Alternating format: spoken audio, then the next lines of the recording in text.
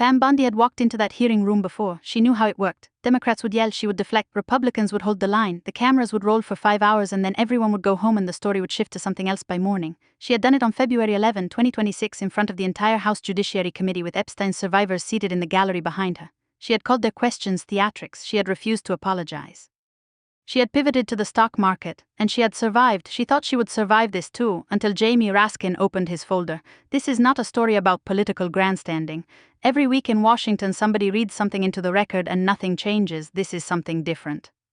This is about a specific moment on February 11, 2026 in the Rayburn House office building, when the top Democrat on the House Judiciary Committee sat down at the witness table and began naming what he had seen in writing in files with dates, inside the unredacted Epstein documents that the Department of Justice had spent over a year trying to keep out of public view. What Raskin put on the record that morning was not speculation. It was not a political argument. It was a description of names, documents, and emails from inside the official federal archive on the most consequential sex trafficking investigation in modern American history. And Bondi's reaction, captured on every camera in the room with Epstein's survivors watching from 2 rows behind her, is what stopped the chamber cold. Here is what those names were. Here is where they came from. And here is why what happened next tells you everything about where this entire story is going. The Epstein Files Transparency Act passed Congress 427-1. That vote happened because both parties agreed on one thing: the public had a right to know the full scope of Jeffrey Epstein's network, not a curated version, not a partial release, everything. Raskin's 3 names are not the end of this story. They are the moment the cover-up became impossible to deny. Let's go back to February 9, 2026, 2 days before the hearing, because that is when Raskin first walked into the Department of Justice's satellite office and sat down at one of 4 government-owned computer terminals to review the unredacted Epstein files.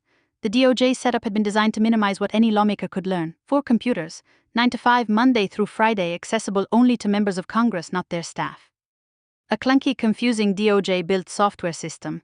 Department employees standing directly behind every lawmaker who sat down to review files, watching every search term typed in real time. No congressional staff allowed in the building. Rep. Raskin publicly estimated that at the rate the DOJ had made access available, it would take more than 7 years for all 217 lawmakers who signed the House discharge petition to read just the documents the DOJ had chosen to release, while millions more remained fully withheld or heavily redacted. Raskin spent several hours at those terminals on February 9th. He searched, he read. And when he walked out of that DOJ annex, he told reporters what he had found. He had searched Trump's name. It appeared more than 1 million times in the unredacted files, not thousands, not tens of thousands, more than 1 million times. He said the number out loud to Axios, and then he added, that is more than 1 million mentions that the DOJ had been choosing not to release to the American public. He had found a 2009 email exchange between Jeffrey Epstein and Ghislaine Maxwell. In that email, Epstein recounted a conversation between his lawyers and Donald Trump. According to the document, Trump told his contact that Jeffrey Epstein was not a member of Mar-a-Lago, but was a guest at Mar-a-Lago and had never been asked to leave. That is a direct contradiction of the public account Trump had been giving for over a year, that he had kicked Epstein out of Mar-a-Lago. Raskin said there was no legal basis under any provision of the Transparency Act for that email to have been redacted. None. And then Raskin described what he had found in the wrongly redacted names of men who were not Epstein victims, whose names had been blacked out in documents that appeared to connect them to Epstein's network. He said he saw a whole bunch of them that seemed very suspicious and baffling.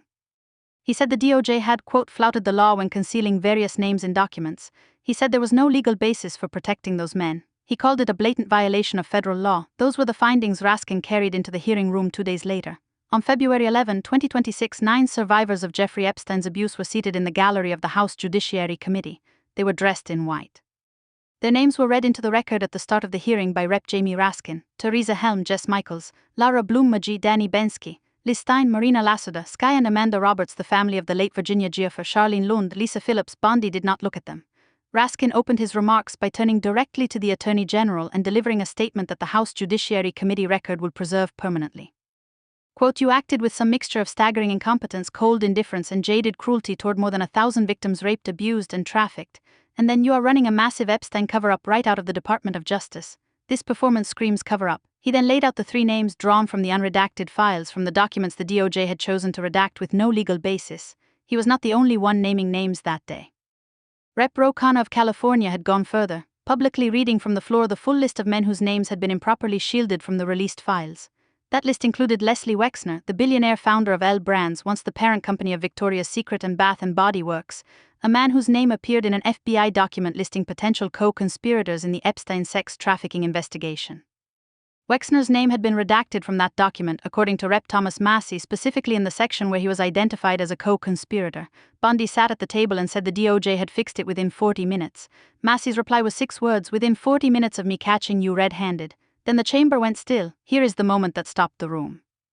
Raskin had been building toward it through his entire opening statement. The million-plus Trump mentions, the 2009 Mar-a-Lago email, the wrongly redacted names, the 3,000 pages in which survivors' names had not been redacted at all, combined with the simultaneous protection of powerful men whose names had no legal basis for being hidden. He looked directly at Bondi and said, "As Attorney General, you're siding with the perpetrators and you are ignoring the victims. That will be your legacy unless you act quickly to change course." The chamber did not erupt. It went quiet, not because the statement was unexpected. Anyone who had been following this story for months had heard versions of it before. It went quiet because of what was in Raskin's folder. Because unlike every other accusation leveled across that table in 5 hours of testimony, Raskin's charge came with documented backup. He had been inside the files. He had read the emails. He had seen the redacted names. He had watched a government-owned computer terminal log every search he typed.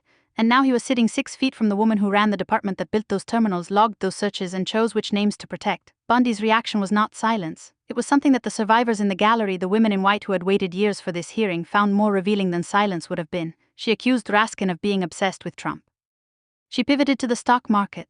The Dow, she told the committee, was over 50,000. The S&P was near 7,000. The Nasdaq was smashing records. That was her response to a member of Congress reading from the unredacted files about improperly redacted co-conspirator names, exposed victim identities, and a 2009 email directly contradicting the president's public account of his relationship with Jeffrey Epstein. The room did not just go quiet. The room, members of Congress, staffers, reporters, and 9 survivors of Epstein's abuse, watched an attorney general respond to documented evidence of a cover-up by talking about the stock market. Here is the part that nobody expected. The crack in the wall did not come only from Democrats. Rep. Thomas Massey of Kentucky, a Republican, one of the architects of the Epstein Files Transparency Act, a man who had championed transparency on this issue from within his own party, did not hold back. Massey had already confronted Bondi over the Wexner redaction. He had already said on the record that Wexner was listed as a co-conspirator in an FBI document and that his name had been blacked out with no legitimate basis. He had already delivered the line that would define the February 11th hearing: "Within 40 minutes of me catching you red-handed." But Massey went further. He read from a document that Bondi's DOJ had published as part of its initial Epstein release, a list of victims' names sent to the DOJ by the survivors' own lawyers with a specific written request not to release those names. The DOJ had published that letter. It had released the victims' names into the public record. The people the department was legally and morally obligated to protect had been exposed by the very agency responsible for protecting them. What did the DOJ do with this email? Massey asked. They released this email in the document production. Literally the worst thing you could do to the survivors, you did. Bondi said the department had done its very best in the time frame allotted. She said there were pending investigations. She declined to answer whether anyone else would be indicted. She called Massey a failed politician. She told him he had Trump derangement syndrome. She was at this point fighting on 2 fronts simultaneously: Democrats with documented evidence from inside the files on one side and a Republican co-author of the Transparency Act on the other, and her only available response was personal attack. That is what a structural fracture looks like in Washington, not a clean break. A crack that runs through both sides of the aisle, visible to everyone in the room and impossible to patch with talking points about the Nasdaq. Here is what this means legally, because the stakes are precise and they have been building since December 2025. The Epstein Files Transparency Act is a federal statute. It passed 427 to 1. It carried a compliance deadline of December 19, 2025. It mandated the release of all unclassified records and investigative materials in a searchable and downloadable format. It did not authorize the DOJ to redact the names of people who spent time with Epstein simply to spare them potential embarrassment, political sensitivity, or disgrace of some kind. That phrase comes directly from Raskin's description of what he saw in the unredacted files. The DOJ's simultaneous failure exposing victims' names while protecting co-conspirators' names is not a redaction error. It is a documented pattern. Raskin said it plainly. The agency appears to have flouted the law. Rep. Lou Correa said it at the same hearing. The DOJ protected predators while exposing their victims. The DOJ Inspector General has since announced a formal investigation into whether the agency actually complied with the Transparency Act. The Government Accountability Office, at the direction of Sen. Jeff Merkley, is conducting a separate probe. The House Oversight Committee subpoenaed Bondi on a bipartisan vote of 24 to 19 in March 2026. 5 Republicans joined every Democrat on the panel. Rep. Nancy Mace moved the subpoena. Bondi did not appear for her April 14 deposition. No communication, no coordination, nothing. Rep. Robert Garcia said it directly. Bondi has illegally defied our committee. On April 29, 2026, Democrats filed a formal contempt resolution. 45 minutes later, Republicans on the committee announced a new deposition date, May 29, 2026. The timeline is the timeline. Contempt resolution filed, 45 minutes, a date appears. That sequence is now in the permanent congressional record. Here is where this goes from here. There are two paths and both of them lead to the same room. If Bondi appears at the May 29th deposition and answers questions under oath, those answers will be placed directly beside Raskin's documented findings. The million-plus Trump mentions in the unredacted files, the 2009 Mar-a-Lago email, the improperly redacted co-conspirator names, the 3,000 pages of exposed victim identities. If her sworn testimony aligns with that record, it raises one set of questions. If it does not align, it raises a different and far more serious set. If she does not appear, if there is another no-show, another job title argument, another letter from a new official claiming the old obligations have expired, then the Republicans who currently have enough political cover to call the contempt resolution theater will lose that cover. The 5 Republicans who voted for the bipartisan subpoena will face a direct test. And the public record of a former attorney general refusing to answer for a pattern of conduct that Raskin described on camera, with documented backup in front of 9 survivors of Epstein's abuse, will be impossible to frame as anything other than what it is. Think about what Raskin's 3 names actually represent. They are not a complete picture of what is in the unredacted files. Raskin himself said it, the Mar-a-Lago email is just one memo out of 3 million. The names are a window, and through that window you can see the full shape of what the DOJ spent 14 months trying to keep out of the public record, what was redacted, why it was redacted, who benefited from the redactions, and who paid the price for them. The survivors in the gallery paid the price. Their names are in 3,000 pages that the DOJ released without protection. The men whose names were blacked out in co-conspirator documents did not pay any price at all. That is not a bureaucratic mistake, that is a choice, and Raskin put it in the record. Maria Farmer reported what she knew to the FBI in 1996. She was not the only one. The women in white who filled the gallery of the Rayburn House office building on February 11, 2026 had been waiting for that day for years, some of them for decades. They sat behind Pam Bondi while she talked about the NASDAQ. They sat behind her while she called questions about their abusers' theatrics. They sat behind her while she refused to turn around and face them. Teresa Helm was there. Danny Bensky, who first encountered Jeffrey Epstein in 2004 when she was 17 years old, was there. Virginia Giuffer's family was there. They raised their hands when Rep. J. Apple asked who had never been contacted by the Justice Department. Every hand went up.